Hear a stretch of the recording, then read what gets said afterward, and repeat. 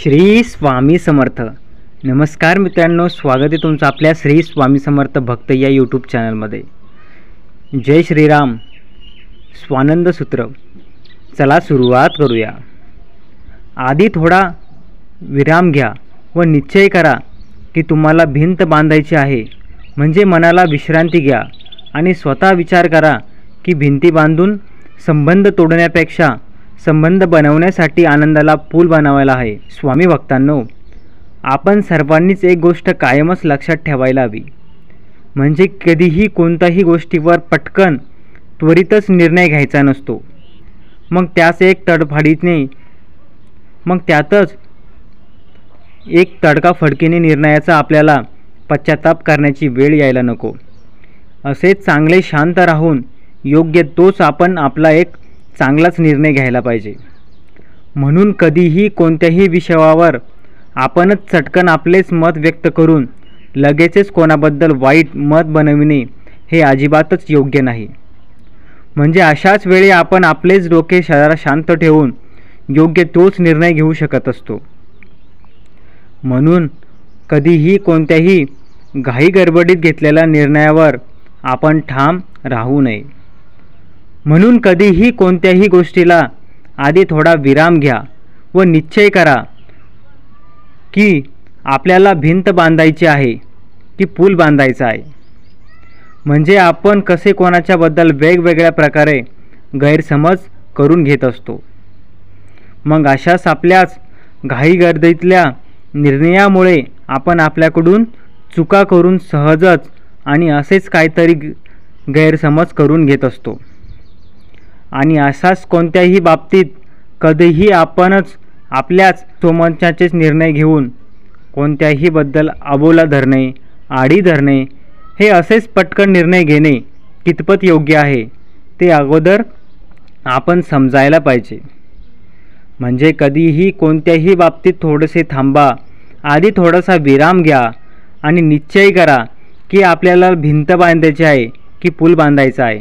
स्वामी भक्तांनो, म्हणजे आपण कितीही कोणत्याही बाबतीत थोडीशी विश्रांती घ्यायला हवी आणि स्वतः विचार करा की भिंती बांधून संबंध तोडण्यापेक्षा संबंध बनवण्यासाठी आनंदाचा पूल बनवायला पाहिजे.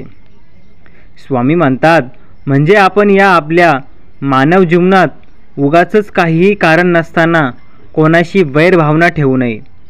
आणि तसेच ज्या काहीतरी समस्या असतील तर त्यावर काहीतरी चांगलाच समजूतदारपणा विचाराने निर्णय घेऊन योग्य आणि चांगलाच वैचारिक व आनंदी निर्णय घ्यायला पाहिजे.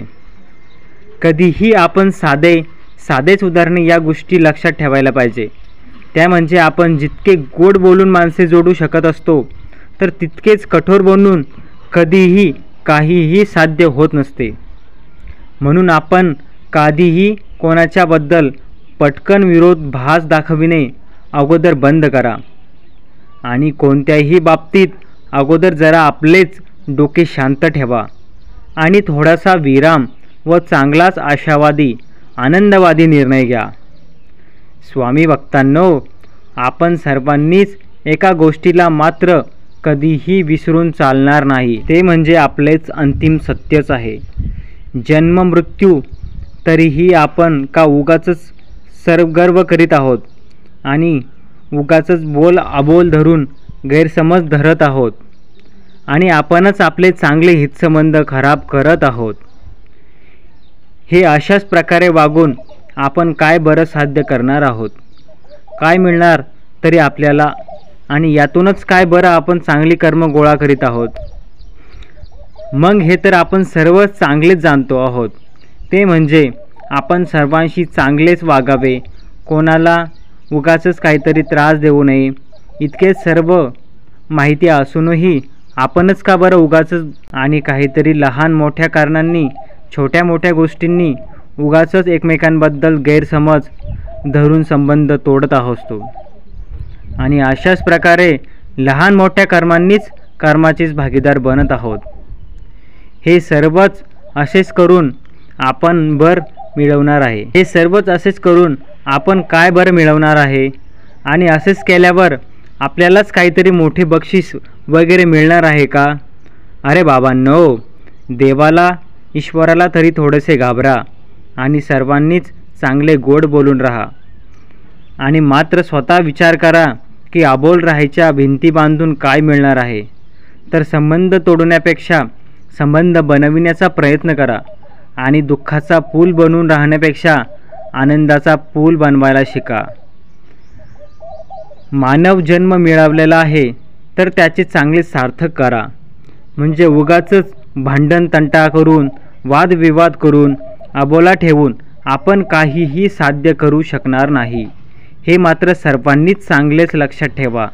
तर सर्वांनीच एकमेकांशी चांगलेच बोलून आनंद राहा, आनंदाचा पूल बनवायला शिका. मात्र कधीही दुःखाची भिंत अजिबात तयार करू नका. ओम श्री स्वामी समर्थ. जय श्रीराम. धन्यवाद मित्रांनो, व्हिडिओ शेवटपर्यंत बघितल्यानंतर.